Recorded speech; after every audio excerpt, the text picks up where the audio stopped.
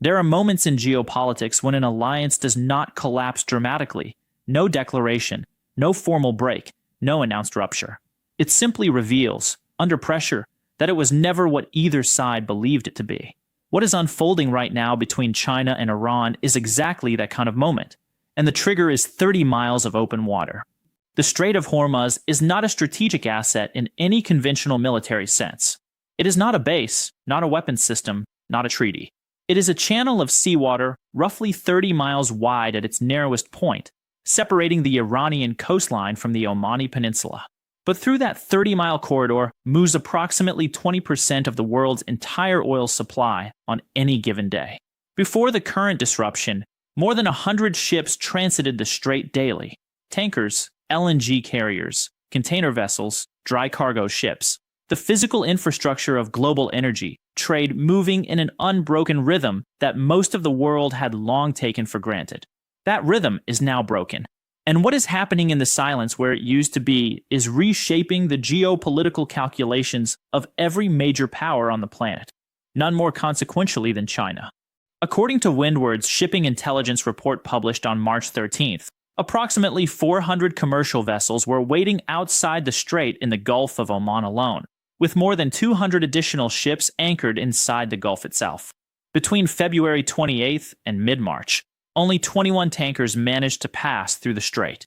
On March 14th, transits dropped to zero, a figure with no recorded precedent in the strait's modern operational history. Not during the Iran-Iraq War, not during the Gulf War, not during any previous episode of regional escalation. Zero transits. A first. That single figure is sufficient to reorient every energy calculation on Earth. But to understand why Beijing's response has been what it has, measured in public, furious in private, and ultimately decisive in ways that Tehran did not anticipate, you have to understand what the Strait of Hormuz actually means for China. Not in abstract strategic terms, but in the concrete, daily, existential terms of an economy that runs on imported energy and has no adequate substitute for what flows through those 30 miles.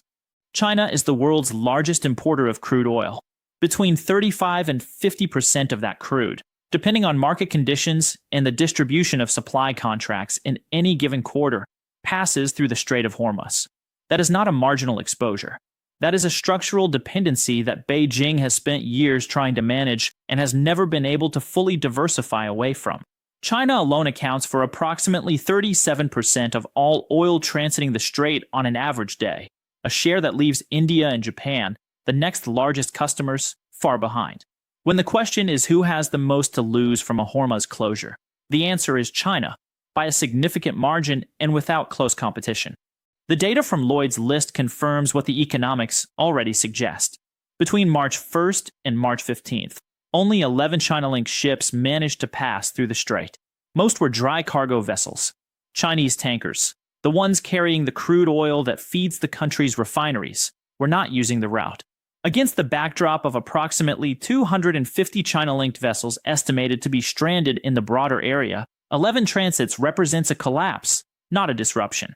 State-owned shipping giant COSCO has suspended all new bookings to the Middle East, a corporate decision carrying the implicit endorsement of the Chinese government, signaling that Beijing does not expect the situation to normalize quickly. On March 12th, events moved from economic disruption into direct incident. Shrapnel struck a Chinese commercial vessel attempting to transit the strait after it identified itself with a China owner's signal.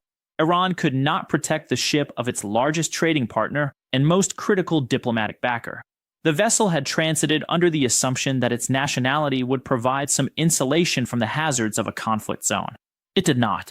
In Beijing, where signals of this kind are read carefully, this incident was interpreted not merely as an operational failure, but as a strategic one. Iran had lost control of the environment it had created. Its own allies' ships were being hit. It was against this backdrop that Mojtaba Khamenei issued the statement that crossed what Beijing had defined, however quietly, as its own red line. The Strait of Hormuz, he declared, would remain closed. New fronts would be opened.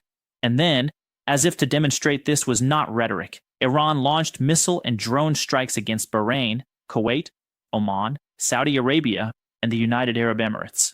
Multiple Gulf states, simultaneously. The strategic logic was recognizable, if not rational.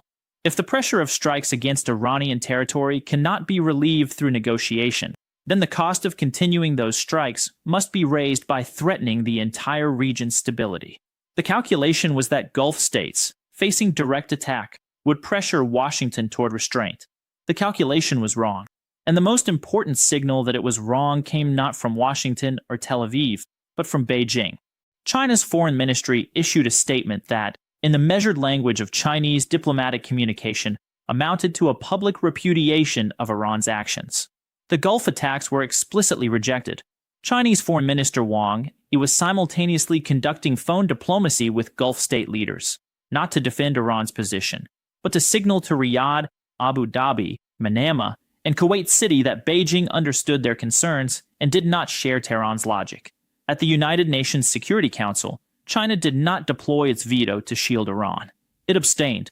Beijing did not condemn Iran by name, but it refused to protect Iran at the moment it most needed protection. In the architecture of great power diplomacy, that abstention was a verdict. To understand why China moved this quickly, trace the money. The Gulf states are not simply oil suppliers. They represent one of the most significant concentrations of Chinese capital investment anywhere in the world. 42% of China's crude oil imports come directly from Saudi Arabia, the UAE, Kuwait, and their neighbors. Trade volume with the UAE alone has exceeded $90 billion annually. In Saudi Arabia, Chinese technology partnerships extend into the NEOM development project. At Khalifa Port in the UAE, COSCO operates a dedicated terminal. Across Iraq, major Chinese companies hold operational stakes in active oil fields. The total value of Chinese investment across the Gulf region runs into hundreds of billions of dollars. Strategic depth, market access, and energy security woven into a single interconnected position built over decades. Every missile that Iran fires at the Gulf hits this position. Every strike that endangers Gulf infrastructure endangers the Chinese economy itself. This is the true source of Beijing's anger. The immediate economic pressure on China is substantial, but, in the short term, manageable. China holds strategic petroleum reserves covering approximately 120 days of consumption. Floating stocks add additional buffer. Beijing moved quickly to ban refined fuel exports, protecting the domestic market from immediate price spikes. But 120 days is not a long time. The arithmetic beyond that buffer is alarming in ways Beijing's public statements do not fully reflect. If the strait remains closed for more than 3 months and no viable alternative supply is secured at scale, the consequences move from manageable disruption to structural crisis. Oil prices in the range of $100 to $150 per barrel become plausible.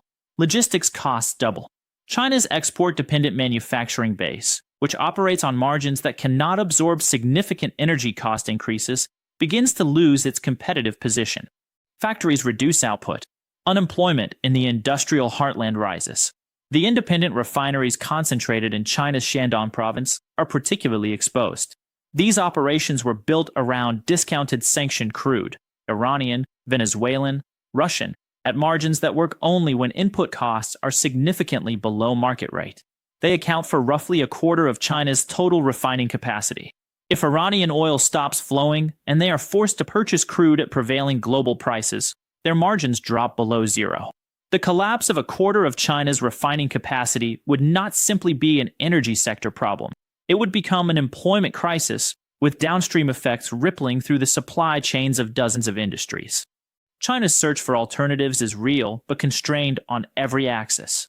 Saudi Arabia's Petroline pipeline to the Red Sea operates at up to 7 million barrels per day, bypassing the strait entirely. The UAE's Fujairah pipeline carries an additional 1.5 to 1.8 million barrels. These routes provide real relief, but do not cover the full volume that previously passed through Hormuz, and the Red Sea itself faces ongoing security challenges. Pipeline capacity from Kazakhstan and Turkmenistan exists, but cannot be rapidly expanded. Infrastructure of that kind requires years and significant capital, not weeks of diplomatic flexibility.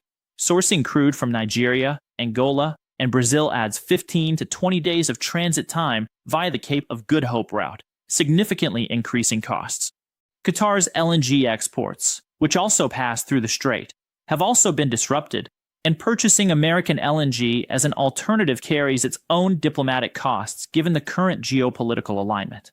Every energy option, in this environment, carries a price beyond its logistics invoice. And then there is Russia. The ESPO pipeline and the power of Siberia natural gas corridor had already made Russia China's fastest-growing energy supplier before this crisis began. The Hormuz disruption has now concentrated that dependency into something qualitatively different.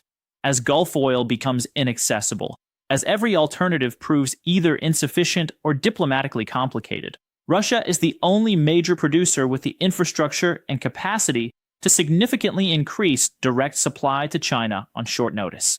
Putin understood this before the first Iranian strike on a Gulf target. The Strait of Hormuz crisis has not created China's energy dependency on Russia. It has intensified it and transferred to Moscow a degree of leverage over Beijing that did not exist in the same form months ago. Russia profits from every barrel that cannot pass through the strait. Rising global prices boost Russian revenues at a moment when the Kremlin's finances are under pressure from the costs of sustaining its operations in Ukraine. Transactions increasingly denominated in rubles and renminbi rather than dollars chip away at the dollar's role in global energy markets. Every China-Russia energy deal under current conditions serves multiple Russian strategic objectives simultaneously. The asymmetry of who benefits from this crisis is one of its most clarifying elements. The United States imports only approximately 2.5% of the oil flowing through the strait and is largely insulated from the price shock by its domestic production capacity. Russia does not import Hormuz oil. It exports to the markets that depend on the strait, and higher prices simply increase its revenue. The two countries most centrally involved in the geopolitical confrontation surrounding this crisis are also the two least exposed to its economic consequences, and most structurally positioned to benefit from the pressure it places on others. That alignment of geopolitical position and economic interest shapes every calculation every other actor is currently forced to make. The impact on Asia beyond China amplifies the crisis in ways that cannot be addressed through bilateral diplomacy. Japan's post-Fukushima energy strategy was built around significantly increased LNG and oil imports, replacing nuclear capacity at scale, and a large proportion of those imports flow through the strait. South Korea's semiconductor manufacturing sector, home to Samsung and SK Hynix, is among the most energy-intensive industrial operations in existence. If energy supplies are constrained and electricity costs spike, production faces real pressure. The downstream consequences of any slowdown in Korean semiconductor output extend to every industry that depends on chips. There is an additional dimension of strategic irony here. Russia's military operations in Ukraine depend on a supply of microprocessors routed through third-party networks that draw on South Korean and Taiwanese manufacturers. When production at South Korean facilities slows because energy supply is disrupted by Iranian action in the strait, that supply chain is also disrupted. Iran, positioning itself as aligned with Russia's strategic project, is through its Hormuz strategy inadvertently constraining the weapons production capacity of the military it claims solidarity with. Europe's exposure is different in mechanism but consequential in outcome. Direct European dependence on Hormuz oil is limited. The continent has significantly diversified its crude supply. But oil is a global commodity priced on a global market. A supply shock at Hormuz raises prices everywhere, regardless of where any specific barrel originates. Europe is already managing compound pressure from the conflict in Ukraine and the costs of energy transition. An energy price shock layered on top makes stagflation not merely a risk, but a near certainty in the continent's more vulnerable economies. Beijing's dilemma is as stark as it is inescapable. For years, China ran a dual-track Middle East strategy, deep economic relationships with the Gulf states providing the oil and investment access its economy required, alongside separate commercial relationships with Iran providing discounted sanctioned crude for its independent refinery sector. Both tracks served Chinese interests. The strategy worked as long as they never came into direct conflict. The current crisis has forced that conflict in the most acute possible form, with Iranian weapons targeting Gulf infrastructure that China's economy depends on. The strategy of equidistance has collapsed. Beijing cannot defend Iran's actions against the Gulf without sacrificing the relationships and energy flows it needs. It cannot fully align with the Gulf against Iran without abandoning a commercial partner it will need again when the conflict ends. There is no position in this geometry without significant cost. The image China spent decades building in the Middle East, the reliable partner that does business without political conditions, that does not meddle in internal affairs, has been fractured by the requirements of this crisis. That image was China's most valuable strategic asset in the region. It was the foundation of the Belt and Road Initiative's footprint across Gulf infrastructure, and it differentiated Beijing from every other major power with regional interests. It cannot survive a moment where Beijing is clearly seen choosing sides based on the direction of Iranian missile trajectories. Iran's attempt to use the strait as coercive leverage to make the cost of the conflict for its adversaries high enough to force negotiation has not failed because the disruption is not real. The disruption is real. The cost is real. Hundreds of ships are stranded. Energy markets are under pressure. Supply chains are strained across 3 continents. The coercion has failed because it imposed costs on actors who were not Iran's adversaries, and on none more directly than the actor whose support Iran needed most. China did not choose to abandon Iran. Iran's strategy forced that choice on Beijing by making the cost of continued support greater than the cost of stepping back. In the cold arithmetic of national interest, that calculation does not take long. There are no permanent friendships on the geopolitical stage.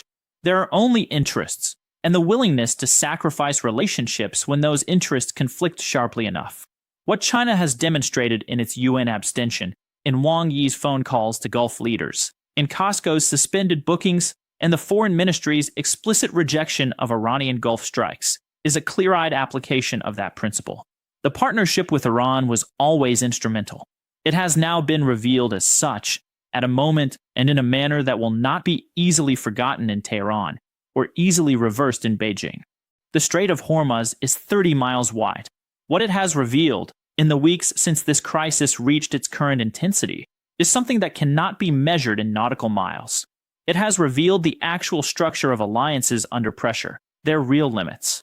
It has revealed that China's relationship with Iran was always conditioned on Chinese economic interests remaining intact, and that when those interests were threatened by Iranian action, the relationship would be subordinated to them without extended deliberation. It has confirmed that Russia emerges from every dimension of this crisis with its strategic position strengthened, revenues increased, leverage over China concentrated, its role as indispensable energy supplier confirmed. And it has demonstrated that the nations most economically exposed to this disruption are precisely the ones with the least capacity to change it. Watch for 3 signals as this develops. First, the daily ship transit count through the strait. Any recovery, however modest, indicates a change in the operational environment before the diplomatic record reflects it. Second, the trajectory and pricing terms of China-Russia energy deals. The leverage Moscow is accumulating will eventually be expressed in conditions that extend well beyond energy trade itself. And third, any shift in the register of China's language toward Iran, because the current level of public distancing is Beijing's minimum. Whether it stabilizes there or escalates will reveal how far China has decided to let this relationship deteriorate before the strategic cost of full estrangement outweighs the cost of continued ambiguity. The water in the strait has not changed. The geography is unchanged. What has changed is who now understands, with a clarity that no diplomatic statement could have forced, exactly what those 30 miles cost them, and what they are willing to sacrifice to see them open again. This report is based on observable developments and strategic analysis, with some details still evolving as events continue to unfold.